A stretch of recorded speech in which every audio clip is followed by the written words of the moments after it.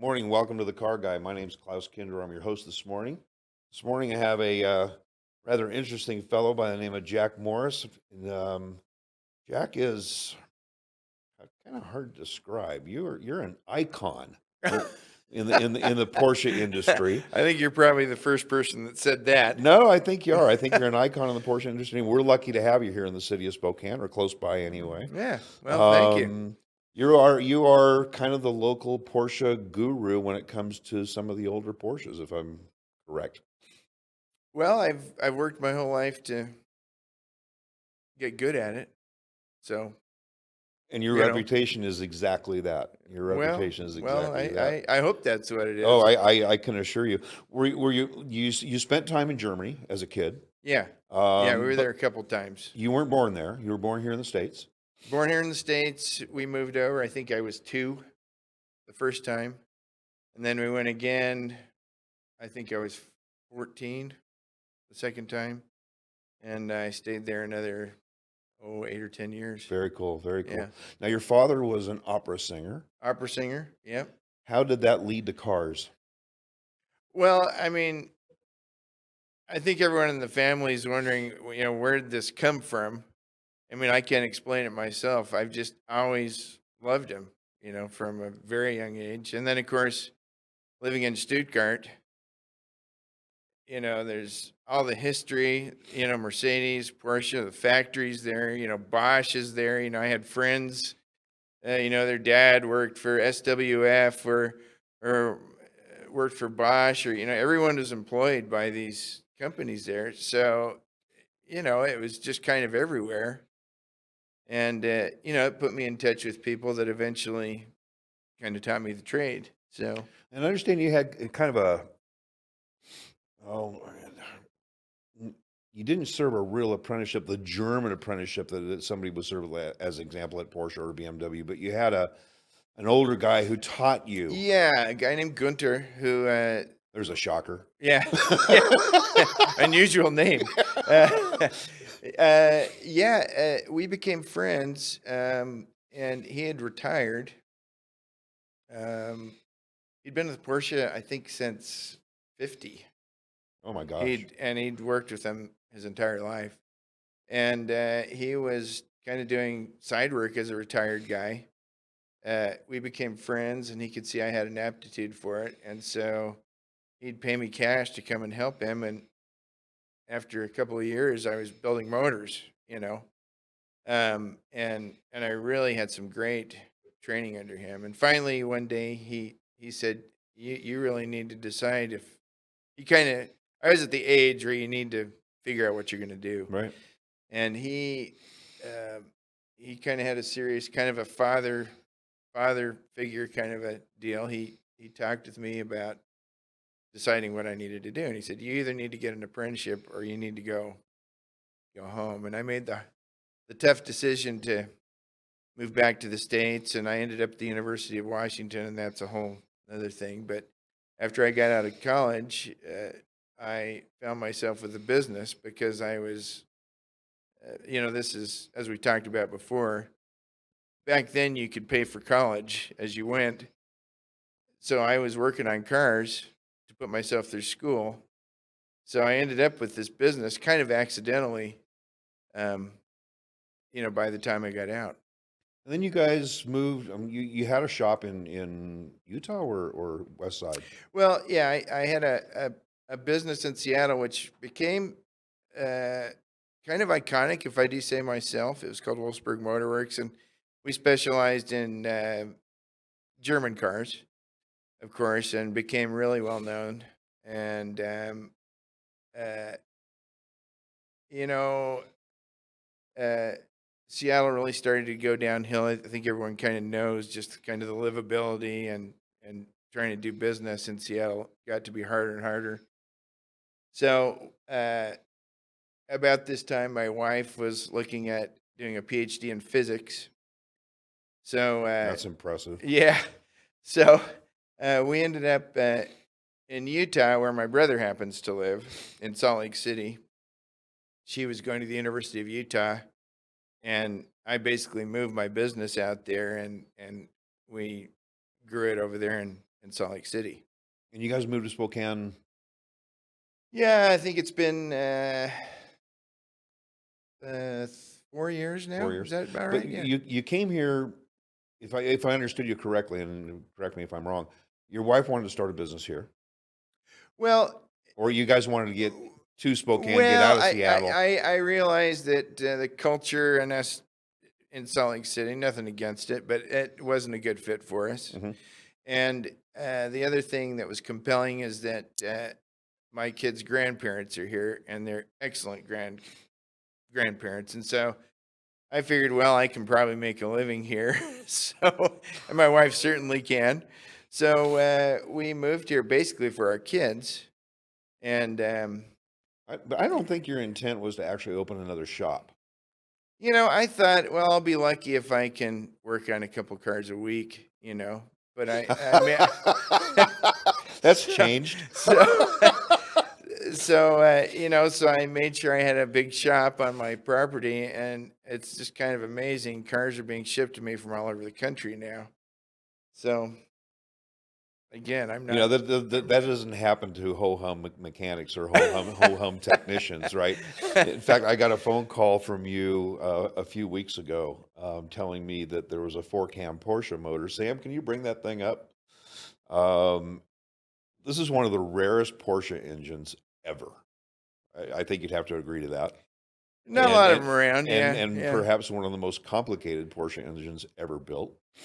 Designed by a gentleman by the name of Furman, who, if I understand correctly, was actually a watchmaker by trade. Well, yeah, I think I know that I've read a lot about him. He's an interesting guy. He one of his theses in when he was in engineering school was cam profiles.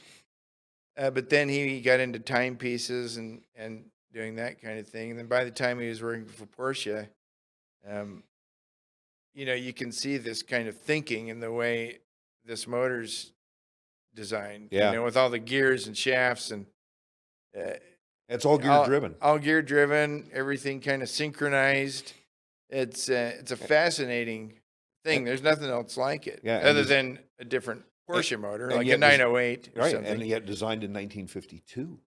This thing is Yeah. extraordinary. It's just absolutely extraordinary. It's extraordinary. I have heard, I did a little research on that motor, and I've heard that competent people, and there's maybe a handful of people, including yourself, that actually can rebuild one of these things. A competent Porsche technician who knows his stuff will take somewhere between 120 to 160 hours to build one of these. I believe the book time is 160 hours. I could be wrong, but I think that's Extraordinary. that's what it is. That's extraordinary. Yeah, yeah. Well, it's a fascinating thing, and you know, the one of the things that I'm always amazed by from these old things is, you know, how many people actually were involved in designing it. And it was just a handful of people. Yeah. I mean, nowadays you've got 1,000 engineers working on, you know, one motor. Right. But you know, literally this small group of people could design these motors. I mean, the same thing with, you know, Metzger. Right. You know, not a large group of people designing these really fabulous power plants. And So, you specialize really in the older air-cooled Porsches, anything primarily 1998 and older. yeah, I limit it to air-cooled air-cooled Right, cars. right, Yeah, I mean, right. I've worked on some of the newer ones. My passion is the older air-cooled Yeah. ones. And mine too. So, You know, we're both in yeah, the same book that yeah. way. What do you think of the newer stuff? We've had this Kind of a discussion. loaded question. I don't want to get in trouble. I'm not a fan. I'm not a fan. I Well, mean, I still love Porsches. Don't get me wrong. I think the new stuff is really, really cool. It's really freaking It's expensive. really expensive. Yeah. But you know, for me, the older cars just have this thing, this. Well, it's like, I know we've talked about this. One of the tests when I finish if I'm doing a major work on a car is I've got this loop behind my property. It's a 12-mile loop that runs through all the farm fields, and there's everything from elevation changes to some straightaways and a bunch of tight turns. And you know, it's you can be driving a 100 horsepower 356, and it's just a fabulous thing. It is so enjoyable. And in a modern car, it's kind of not. Yeah. You know, the cars are designed to go really, really fast, and they do it. You know, it's impressive. You know, but uh, for me, going 200 miles an hour through the desert or something is not as fun as shifting a car, braking, and exiting corners. You know, and to do it well, it's rewarding. Yeah, You know, to I drive agree. these old I cars. think what we're losing or lacking in today's automobiles, in my personal opinion, and again, I'm very much old school like you. I like the involvement that the old cars gave me. They talked to you. You know, you felt it in your feet, you felt Oh it in yeah, your rear end, you yeah. felt it in your hands, and there was just so much more involvement. Today's automobiles, my goodness, they're so incredibly complicated, and they do so many things for a driver nowadays Well, I think that a lot of it's about isolating you. agreed, You agreed. know, it's about kind of protecting you. Whereas in the old cars, it's, you know, when you drive one of these old cars, you can feel the texture of the road through the steering wheel. I Yeah, mean, you can tell what the surface is like by how the steering wheel yeah. feels.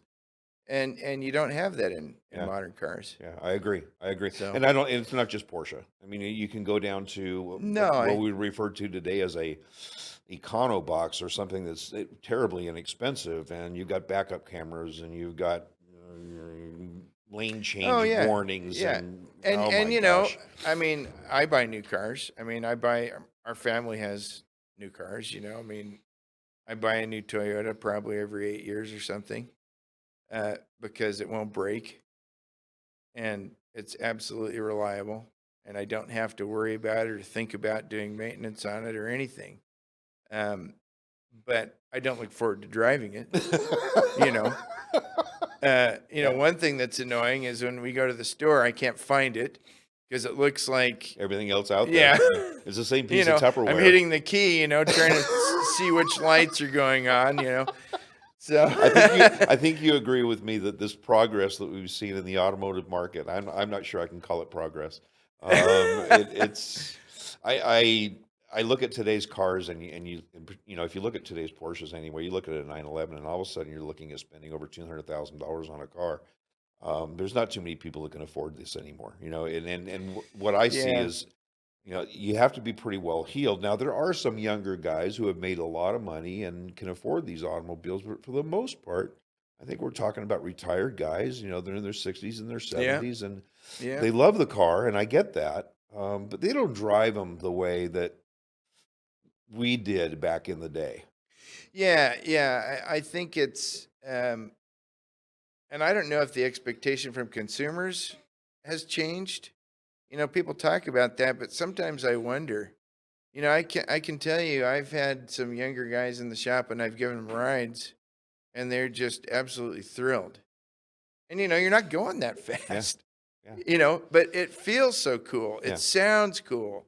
It There's you're involvement. you're involved with it. I And agree. it's I agree. You know, it's like years ago when I was helping people buy cars. I worked for Well, I started with Porsche. I went to Mercedes Benz. I worked for BMW. Lynn, like you, worked for BMW years ago. And people would ask me, "What's the difference? Let's say between or what's a better car? You know, a Mercedes Benz, a Lexus, or a BMW?" And I think it comes down to what you expect out of a car. You know, BMW in yeah, the past had always built a car that it was about being involved in driving. Mercedes-Benz built something that was perhaps just a little bit more luxurious, right? But there was still some driving involved. And then there were companies like Lexus who built cars that literally cocooned you from driving. yeah, And it's not good yeah. or bad, it's just what you It's just expect from an automobile. what people Exactly, want. exactly. Yeah, Yeah. yeah. When I remember seeing the Porsche Boxster concept, Yes. and I just thought that was so cool. And it was going to be four-cylinder. It was going to be affordable. And by the time they came out with it, I mean, it wasn't a four-cylinder. It wasn't affordable. I would have preferred it to be simpler and even slower. But have it be Yeah. something that a working 30-year-old could buy. Yeah. And it's not. It just has never ended up being that. And so what ends up happening is people buy these things used, and they're not prepared for the thousands of dollars of work that they need. Yes. And, And that is I one thing about I today's see that a cars too. lot. Yeah, one thing about today's cars too as well. They've become very, very, very complex, and it's getting to the point. What kind of deters me from buying anything new or leasing anything new is when something fails now, and I don't care who builds it. If it's electronic, it's expensive, Yeah. and Yeah. the diagnostic time can be ridiculous. You're paying shop hours of 150 plus an hour at some of these dealerships. Yeah. Well, in Seattle, it's 200. Is it I think really? a lot of them are 190 and the 190s, and some are over 200 now. Oh my goodness. Yeah. Oh my goodness. Yeah. That's why I like the old stuff. I'm really glad you were on the show today. We could go for hours and talk and Oh, talk well, and talk. I've got my opinions that, I mean, everyone's got one, right? But I do have enough seat time that I think it's not just a kind of a off the cuff kind of opinion. It's something I've thought about a lot. Yeah. So, Well, I didn't invite you on the show to advertise for you because I know you don't need any more work. no, I've seen No, your I- shop. It is full of really, really cool stuff. You've got great clients who obviously trust you with I've very expensive I've machinery. got the best customers ever. I've noticed that. I'm so fortunate. Yeah. Yeah. And we're glad So- to have you here in Spokane. I personally, you've saved my bacon a couple of times already. Thank you very much. I Oh, appreciate well, that. But you did pay me. Well, that's you got to get paid, right? Right, There you right. go. If you own an older vintage Porsche and you need a true expert to look at this car, Jack's the guy. I mean, period. He's just the guy. It may take a while before he gets to you, but worth the wait. Well, I know people have gone to other places kind of, and I think they're sore, but I'm not blowing anyone off. I got to take the work You can only do so in much the of it. order Yeah. it's scheduled. It's Oh, the only absolutely, fair way absolutely. to do it. So, And I think you do it very, very fairly. And again, it's great to have you here in Spokane. When I heard that somebody with some real Porsche experience had moved in here, I'm just kind of going, really? Seriously? yeah, how did we meet? I trying can't to- I- remember who it was that told me you had moved to Spokane. I don't recall exactly who it was. Was it that I worked on a car with some carburetor issues? Oh, Was that how we met?